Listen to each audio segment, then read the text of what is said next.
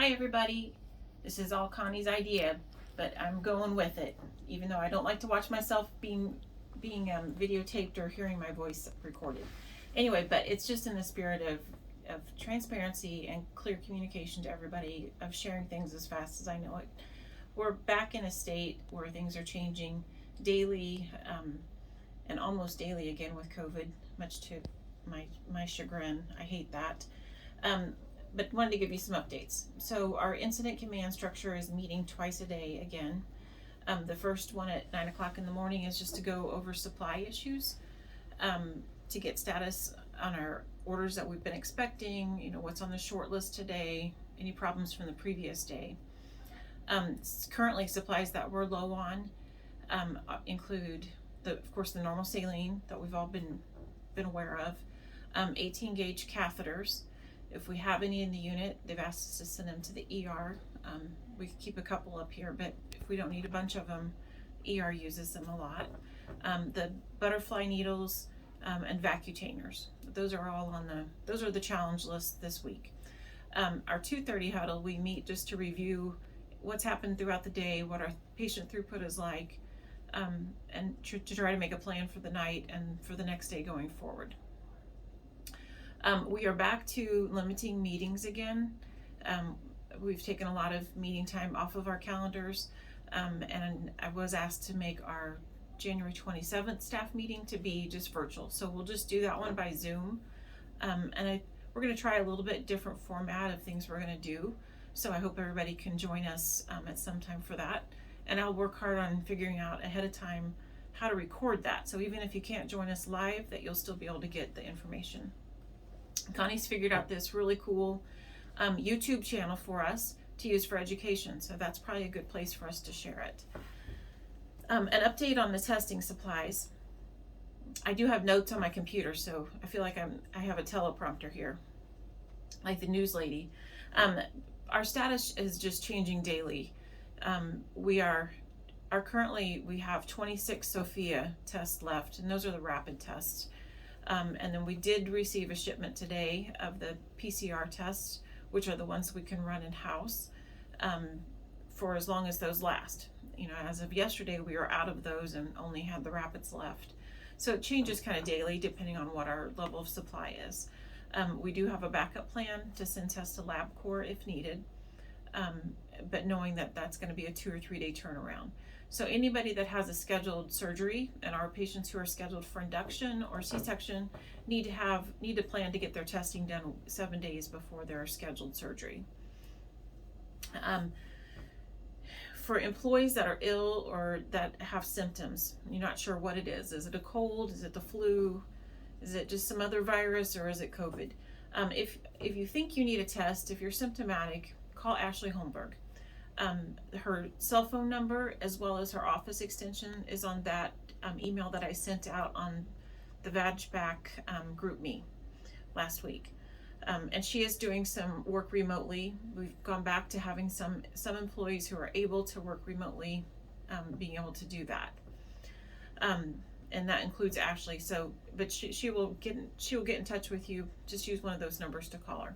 So she'll evaluate on a case-by-case basis if you need a test, and also because we've reduced our requirements to return to work. Even if you're COVID positive, it's not been 5 days since onset of symptoms, you might be told that you can come back to work, depending on if you feel good, and if you want to work, you're not going to be forced to come back.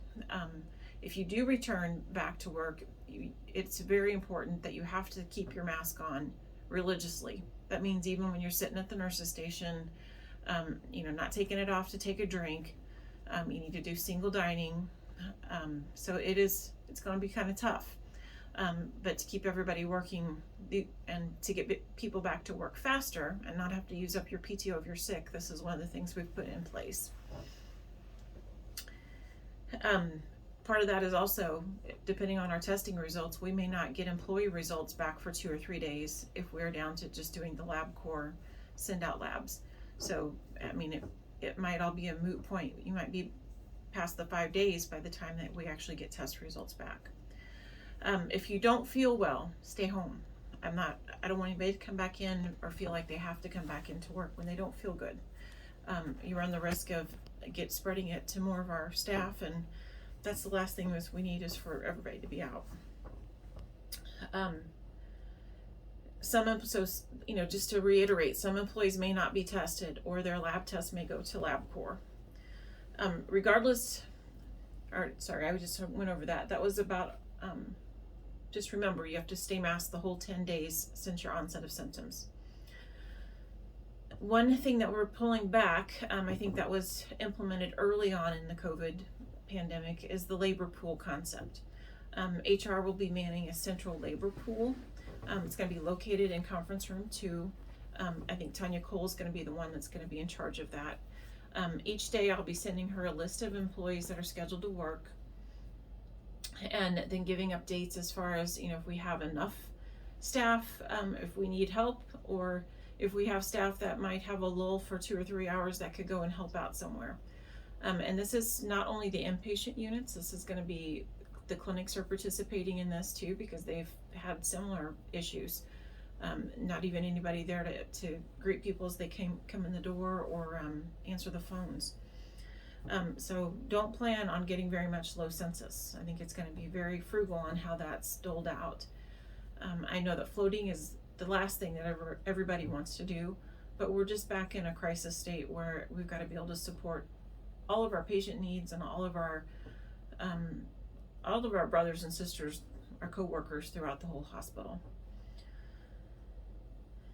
Before pulling back an employee that we've floated, I'm going to ask the charge nurses please to verify that everybody's assignments are maxed out. That is not, I think we have a little bit of a reputation of pulling them back at the slightest drop of a hat, if there even might be a whisper that we're getting another patient. So please make sure that you really do have a need and everybody's assignments are maxed before pulling them back. Also a reminder, this is going to be in tomorrow's huddle too. But to be consistent with what the rest of the hospital is doing, and to support our new grads who need to get a good foundation, they are not to float for the first 3 months after they come off of orientation. At the end of that 3 months, they go in our float book with a baseline number of hours that's equal to the lowest number of hours on there. I have noticed, like on night shift, Marina's name is in there and she hasn't floated. It doesn't mean that the new people start at a 0, just because she doesn't have any hours. Patient throughput.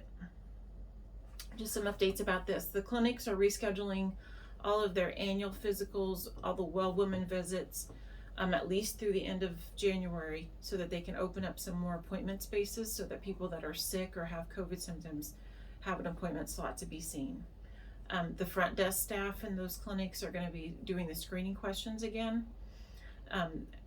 There's open discussion about whether or not to close the waiting rooms to visitors, but there's a lot of reasons for hesitancy and wanting to do that. Nobody wants to think about their 85-year-old grandpa that's sitting in the waiting room alone and doesn't have anybody to go in and help explain what's been going on or remember what is told to them then. Our total joint surgeries, we've been having a hard time finding placement and making sure they all have a bed. So we're going to reduce the number of surgeries we schedule each day from 3 down to no more than 2. And again, that's on a case-by-case basis. If we go up and we just can't do them, then that'll be evaluated one at a time. At this time, we haven't put any restrictions on hysterectomies, since bed space hasn't really become an issue for us back in OB at this time. Let's see, outside of OB, throughout the rest of the hospital, at nighttime they utilize a telemed service to help get admission H&Ps, med reconciliation, and things like that completed and updated on the patient's charts. We'll be using that service throughout the daytime to give our hospitalists and nurse practitioners more support and help them see patients faster, be able to get everything ready for discharge faster, so that will help our whole throughput issue. Employee support, we're working on several things. I know that this is not something that Pizza and Donuts fixes. Mary is trying to send up snacks to each inpatient unit. at least every other day. The cafe is going to be staying open a little bit longer for lunch, until 2 p.m. with the full hotline and the salads. And then from 2 p.m. to 6 p.m. they'll go down to soups and salads.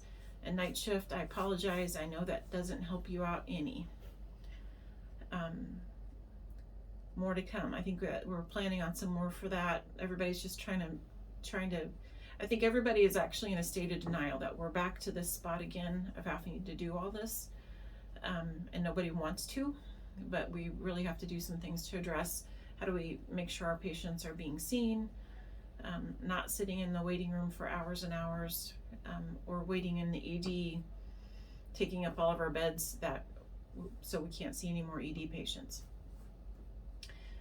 Anyway, so watch for Huddle to come out tomorrow. If you have any questions, please call me. We'll send out more as I get it scheduled. I'll send out the Zoom link for the January 27th meeting. And I think that one of the things I wanted to talk about at that staff meeting that you guys can think about is, do we want to have like a weekly or an every other week, or even monthly, like open office hours where we just do like an open conference line and everybody can call in and just have open discussion to get questions answered. And I don't like going down to less frequent meetings, but that's just where we're at right now. What about payroll? Everybody stay well. Take care. Good job.